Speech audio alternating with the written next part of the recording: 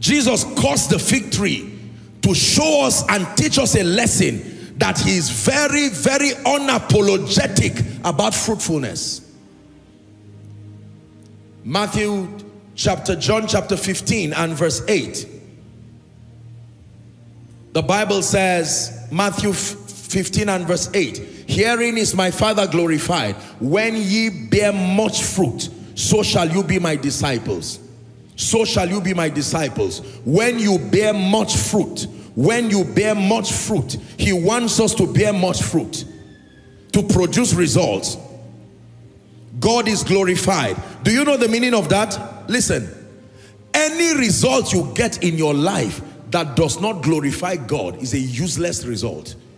Any lifting, any prosperity, are we together now? This is the difference between the world's way of seeking power, the world's way of seeking fame, increase, and so on and so forth.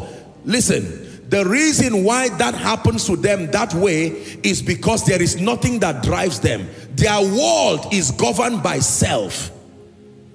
I remember years ago when they were teaching us evangelism, we used a little pamphlet called 4 Spiritual Laws. How many of you ever saw that pamphlet? A green pamphlet.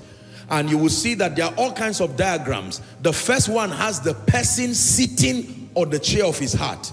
Then later, the person is pushed away and the cross is there as a sign of Christ sitting there. Now, for the unbeliever, his whole world is about him.